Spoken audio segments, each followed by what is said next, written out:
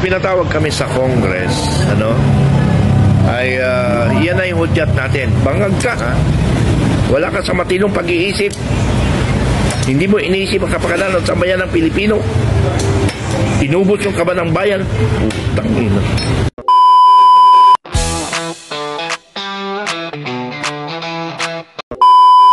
Meron kasi nag-chat sa akin. Sabi niya, ihinto na lang muna natin ang paglalabag sa gobyerno dahil may plan sila na ipatawag ako o kami ni Supremo sa Congress. Huwag na natin muna kontrahin ang gobyerno. At may plano sila ipatawag kami sa Congress. Sabi ko, sagot ko, mas maganda nga ipatawag kami sa Congress para magkasubukan. At yan na rin ang hudyat natin, Once na pinatawag tayo sa Congress, hudyat na yan na papatahimikin kami. So, pag pinatahimik kami, wala na kaming boses na para magsalita. So, yun yung pinakahudyat natin. Pag narinig nyo na pinatawag tayo, pag pinatawag na tayo pag pinatawag kami sa Congress, yan ay hudyat natin. It's either yung paglabas pero hindi tayo handa, yung araw na reporting namin sa Congress at mag-appear kami sa Congress, yun yung hudyat natin.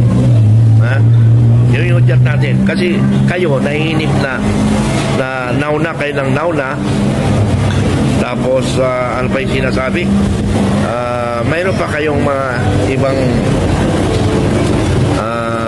comment. So ito na, pag pinatawag kami sa Congress, ito na, dalawa ang base natin. Una, lalabas yung warrant of arrest, and that is the hudyat. Pangalawa, pag pinatawag kami sa Congress, dalawa lang doon ang gagawin natin sa Congress is, bago ka mag-report or pag kinuntem na kami, hudyat na yun. Yun ang pinaka-hudyat. Kuntem na. Kaya nakahanda tayo. Once papunta kami sa Congress, yun na yung preparasyon natin. Mag-hudyat na tayo.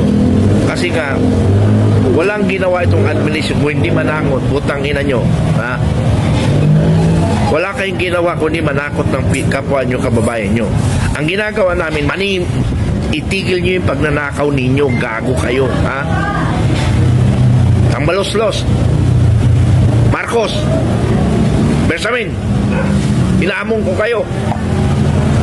Entek, ginagamit nyo, you weaponize yung batas na yan para laban sa amin. Kung ang Pilipino, ang ibang Pilipino ay natatakot nyo kami, hindi nyo kami matakot. Ang aming sinasabi lang ay katotohanan. Karapatan namin yan. Bakit nyo kami pinipigilan sa aming sinasabi? Mas maganda, manahimik kayo, itigil nyo pagnanakaw ninyo, itigil nyo panluloko sa Pilipino, itigil nyo pananakot sa Pilipino, itigil nyo yung karapatan na itinitakot nyo ang karapatan. Kayo, yun yung dapat manahimik kayo. Kayo ang manahimik. Kayo ang manahimik. Itigil nyo yung pananakot sa tao na nagsasalita ng katotohanan, ang kanilang karapatan, ang kanilang freedom of expression. Itigil nyo yung pananakot. Pangalawa, itigil nyo yung pagnanakaw at ibalik nyo yung ninanakaw ninyo. Pangatlo, huwag na kayong manggago ng Pilipino. Lahat ng ginagawa nyo sa administrasyon, panggagago. Una, yung rally na yan. Ano bang kwintang rally na? Hindi ko makuha ang logic ninyo sa rally. Ano mang rally yan? Hindi ko makuha. Para na rin kayong yung aktivista, yung mga NP, aktivista, komunista. Rally ng rally, wala rin nangyari. Rally ka ng rally, wala rin nangyari. Ang administrasyon na hindi yan tatabla ng salita, komentaryo, comment, lahat. Rally, wala yan. Bagko sila pang promotor sa rally. Lahat ng rally ngayon, sinusuporta ni Marcos para ipakita niya yung mga rally, walang nangyayari. Nakuha nyo ba yun? Nakuha nyo ba yun?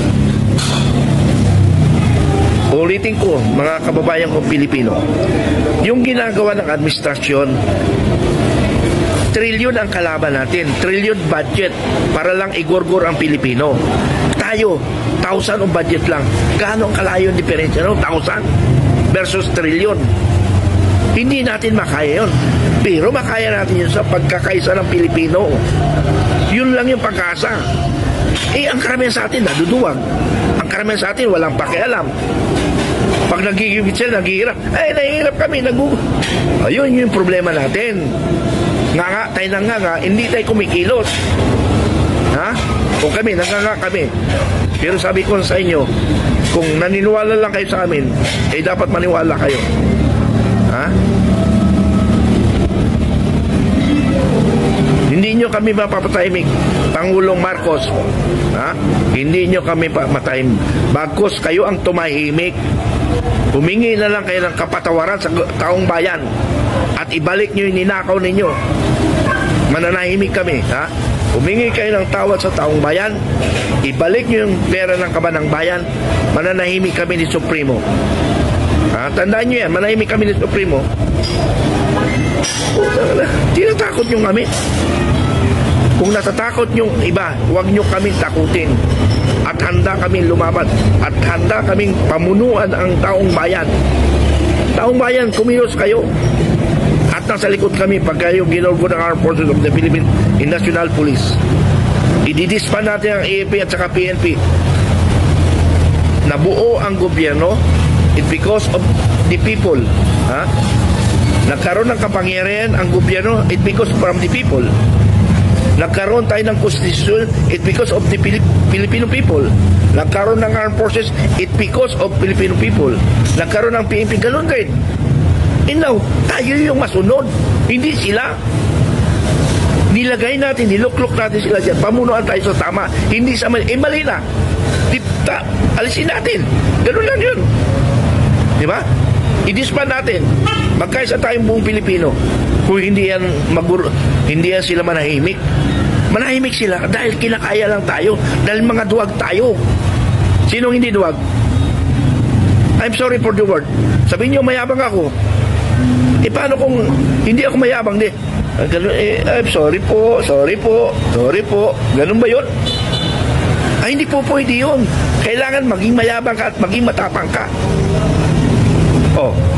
Idimit na ako sa mga pamunuan. Sorry ako kung nakakasakit ako ng salita. Pero mas nakakasakit kung nagugutom ang Pilipino. Yun ang nakakasakit. Ha? Nakakapatay ng Pilipino yun. Yung sa akin salita lang nalabanan din ng gobyerno.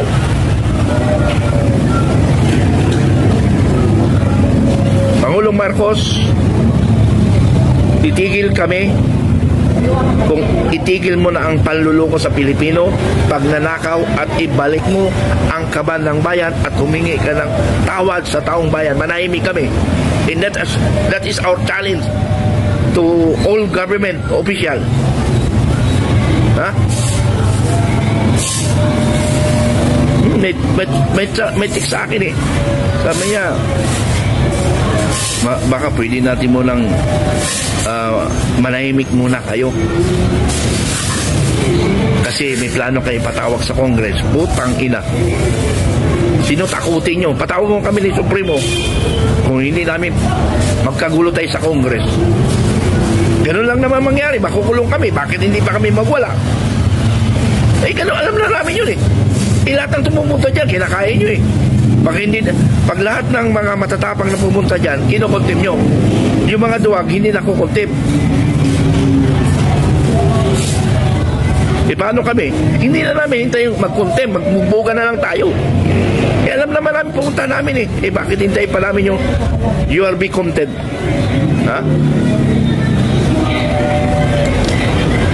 You answer yes or no? Gago?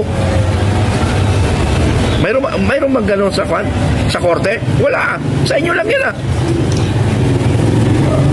Iba yung pag-uusap na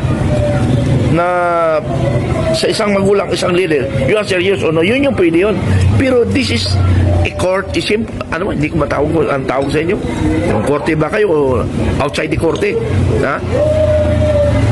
Napatawag kayo, may rule of court kayo, may ruling kayo. Yung ruling nyo, ginawa nyo lang.